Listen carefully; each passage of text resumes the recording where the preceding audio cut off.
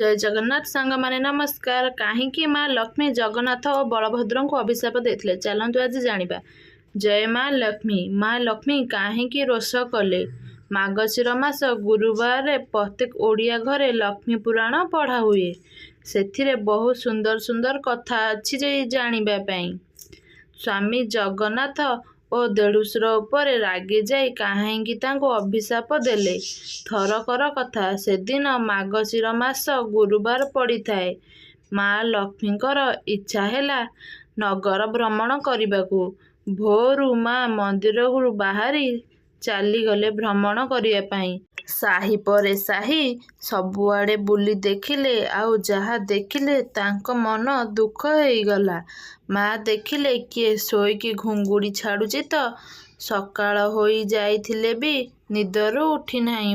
ଆଉ କାହାକୁ ଦେଖିଲେ ସ୍ତ୍ରୀ ଲୋକଟେ କେଶ ମୁକୁଳା କରି ଶୋଇଛି, ଲୁଗାପଟା ଅସଞ୍ଜତ ହୋଇ ପଡ଼ିଛି। ପୁଣି ଆଉ କାହା ଘର ଆଗରେ ମଇଳା ପଡ଼ି ଝାଡ଼ୁ ଦିଆ ହୋଇନାହିଁ। ଏସବୁ ଦେଖି ମା ଲକ୍ଷ୍ମୀଙ୍କ ମନ ଉଦାସ ହୋଇଗଲା। ମା କହିଲେ, ଏ ଲୋକମାନେ ତ ଖୁବ୍ ବିଶୃଙ୍ଖଳିତ ହୋଇଗଲେଣି। ନିୟମ ମାନୁନାହାନ୍ତି, ସଂଯତ ରଖୁନାହାନ୍ତି, ସ୍ୱଚ୍ଛତା ରଖୁନାହାନ୍ତି। ଏମାନେ ଏପରି ହେଲେ ସୁଖରେ ରହିବେ କିପରି? ମା ଏମିତି ଭାବୁ ଭାବୁ ମା ଯାଇ ପହଞ୍ଚିଲେ ଗୋଟେ ସାହିର ଶେଷମୁଣ୍ଡ ଘରେ। ସେଇଠି ରହି ହରିଜନ ସାହି ଥିଲା। ଗୋଟେ ଘରୁ ଲକ୍ଷ୍ମୀଙ୍କ ବନ୍ଦନାର ସ୍ୱର ଭାସି ଆସୁଥିଲା। ପୁଣି ମା ସେଇଠି ଅଟକି ଗଲେ। ସେ ଅନୁଭବ କଲେ ଘରୁ ଭିତରୁ ଧୂପ ଝୁଣାର ବାସ୍ନା ଭାସି ଆସୁଛି। ମାଙ୍କର ଉତ୍ସାହ ବଢ଼ିଲା। କିଏ ସେ ଘର ଭିତରେ ରହିଛି ବୋଲି ଦେଖିବା ପାଇଁ ମା ସେ ଘର ଦୁଆର ପହଞ୍ଚି ଗଲେ। ଦେଖିଲେ ସେ ମାଟି ଘର ଗୋବର ପାଣିରେ ଲିପା ହୋଇଛି। କାନ୍ଥରେ ସୁନ୍ଦର ସୁନ୍ଦର ଧାନ ସୀସାର ଚିତା ପଡ଼ିଛି। ଆଉ ଘର ଭିତର ଆଡ଼କୁ ଲକ୍ଷ୍ମୀପାଦ ପଦ୍ମଚିତା ଅଙ୍କା ହୋଇଛି। ପଦ୍ମ ଫୁଲ ଦେଖି ମାଙ୍କର ଶ୍ରଦ୍ଧା ବଢ଼ିଲା। ସେ ସେଇ ଚିତାକୁ ଅନୁସରଣ କରି ଘର ଭିତରକୁ ପଶିଗଲେ। ସେ ଦେଖିଲେ ମହିଳା ଜଣକ ଖୁବ୍ ଶ୍ରଦ୍ଧାରେ ପୂଜା କରୁଛି। ସେଇଠି ଥିଲା ସିଆ ଚଣ୍ଡାଳୁଣୀର ଘର। ସିଆ ମାଙ୍କୁ ଦେଖି ଖୁସିରେ ଗଦଗଦ ହୋଇଗଲା। ପ୍ରଣାମ କରି କହିଲା, ମୋର ଆଜି ମହାଭାଗ୍ୟ। ସ୍ୱୟଂ ମହାଲକ୍ଷ୍ମୀ ଆଜି ଏଇ ମୋ ମାଟି କୁଡ଼ିଆରେ ବିଜେ କରିଛନ୍ତି। ମା ଲକ୍ଷ୍ମୀ ତା ପୂଜାରେ ଖୁସି ହୋଇ ଯାଇଥିଲେ। ମା କହିଲେ, ମୁଁ ତ ଭକ୍ତିରେ ମୁଗ୍ଧ ହୋଇଛି। ମୋତେ କି ବର ମାଗୁଛୁ ମାଗ୍। ସିଆ କହିଲା, ମା ମୁଁ ଗରିବ ଲୋକ, ଭଲ କି ଗଣ୍ଡେ ଖାଇବାକୁ ପାଉନି। ମୋ ଘରେ ଯେମିତି ଧନ ସମ୍ପତ୍ତି ଅଭାବ ନ ରୁହେ। ମା କହିଲେ, ତଥାସ୍ତୁ। ମୋର ଗୋଧନ ନାହିଁ, ମୋତେ 100 ଗୋଧନ ମିଳୁ। ମା ମୋର ସନ୍ତାନ ନାହିଁ, ମୋତେ ସନ୍ତାନ ବର ଦିଅନ୍ତୁ। ମା କହିଲେ, ତଥାସ୍ତୁ, 7 ପୁତ୍ରର ଜନନୀ ହୁଅ। ମା ଲକ୍ଷ୍ମୀଙ୍କ ଆଶୀର୍ବାଦରେ ସିଆର କିଛି ଅଭାବ ରହିଲା ନାହିଁ। ଧନ ଜନ ଗୋପଲକ୍ଷ୍ମୀ ସବୁଥିରେ ସେ ପରିପୂର୍ଣ୍ଣ ହୋଇଗଲା। ଏପଟେ କ'ଣ ହୋଇଛି ନା, ସକାଳୁ ସକାଳୁ ଖବର ପ୍ରଚାରିତ ହୋଇଗଲା ମହାଲକ୍ଷ୍ମୀ ମନ୍ଦିରରେ ନାହାନ୍ତି। ଖୋଜ ଖବର ନେବାରୁ ଜଣାପଡ଼ିଲା ସେ ହରିଜନ ବସ୍ତିକୁ ବୁଲିବାକୁ ଯାଇଛନ୍ତି। ଏକଥା ଜାଣି ବଡ଼ ଭାଇ ବଳଭଦ୍ର ଖୁବ୍ ରାଗିଗଲେ। ସେ ଜଗନ୍ନାଥଙ୍କୁ ଡାକି କହିଲେ, ଜଗା, ଏସବୁ କ'ଣ ଚାଲିଛି? ତୋ ସ୍ତ୍ରୀ ଯାଇ ସାମାନ୍ୟ ହରିଜନ ବସ୍ତିରେ ବୁଲୁଛି। ଜଗନ୍ନାଥ କହିଲେ, ମୁଁ ତ କିଛି ଜାଣି ନାହିଁ ଭାଇ।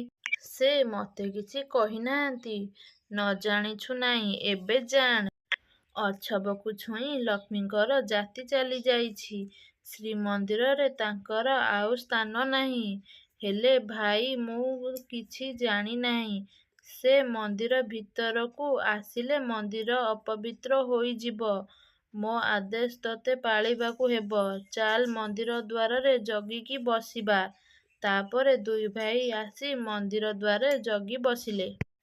ଆଉ ଏପଟେ ସିଆର ଭକ୍ତିରେ ମଗ୍ନ ହୋଇ ମା ଲକ୍ଷ୍ମୀ ଖୁସି ମନରେ ଆସି ପହଞ୍ଚିଗଲେ ମନ୍ଦିର ପାଖରେ।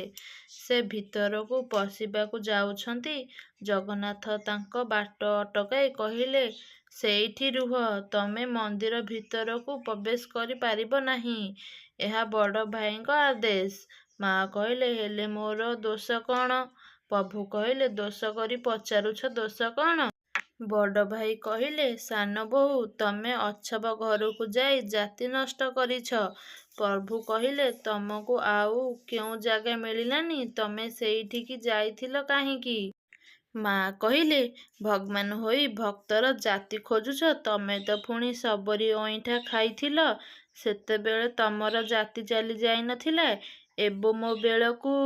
ପ୍ରଭୁ କହିଲେ, ଯୁକ୍ତି କରନା। ବଡ଼ ଭାଇଙ୍କ ଆଦେଶ ଅବଜ୍ଞା କରିବାକୁ ମୁଁ ଅକ୍ଷମ। ଯାଅ, ଚାଲି ଯାଅ ଏଠୁ। ମା କହିଲେ, ବିବାହ ବେଳେ ମୋର ଦୋଷ କ୍ଷମା କରିବାକୁ ମୋର ପିତା ବରୁଣଙ୍କୁ ତମେ ବଚନ ଦେଇଥିଲ।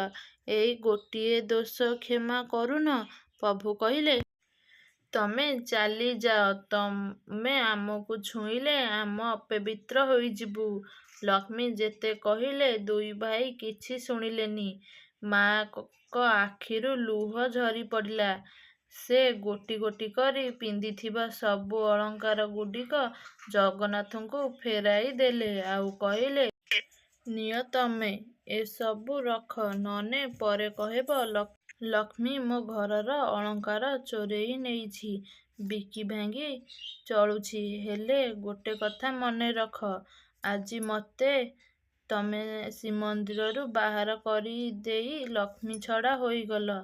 ସ୍ୱାମୀ ବୋଲି ଅହଙ୍କାରରେ ମୋତେ ବାହାର କରିଦେଉଛ, କିନ୍ତୁ ତମର ଏ ପୁରୁଷ ଅହଙ୍କାର ରହିବନି। ନାରୀ ଓ ପୁରୁଷ ମିଶିଲେ ଏ ସୁନ୍ଦର ସୃଷ୍ଟି ହୋଇଛି। ଆଜି ଅପମାନ ଦେଇ ଯେଉଁ ଲକ୍ଷ୍ମୀକୁ ଘରୁ ବାହାର କରିଦେଇଛ, ସେ ଲକ୍ଷ୍ମୀ ବିନା ତମକୁ ଅନ୍ନ, ବସ୍ତ୍ର, ଅଳଙ୍କାର ମିଳିବନି। ଏହା କହି ଭୀଷଣ ରୋଷ କରି ମହାଲକ୍ଷ୍ମୀ ସେଠାରୁ ଚାଲି ଆସିଲେ। ଜଗନ୍ନାଥ ଓ ବଳଭଦ୍ର ମନ୍ଦିର ଭିତରକୁ ଗଲେ। ହେଲେ ମା ଲକ୍ଷ୍ମୀ ଏବେ ଯିବେ କୁଆଡ଼େ? ରହିବେ କୋଉଠି? କରିବେ କ'ଣ? ତାହା ଅଭିଶାପ କ'ଣ ଫଳପ୍ରଦ ହେବ? ଏସବୁ ଆମେ ଜାଣିବା ଲକ୍ଷ୍ମୀ ପୁରାଣର ପରବର୍ତ୍ତୀ ଭିଡ଼ିଓରେ। ଏହିପରି ଆଧ୍ୟାତ୍ମିକ ଷ୍ଟୋରି ଜାଣିବା ପାଇଁ ଏବେ ହିଁ ସାଇ ଓଡ଼ିଆ ଷ୍ଟୋରିକୁ ସବସ୍କ୍ରାଇବ୍ କରନ୍ତୁ। କମେଣ୍ଟରେ ଲେଖନ୍ତୁ, ଜୟ ମହାଲକ୍ଷ୍ମୀ, ଜୟ ଜଗନ୍ନାଥ।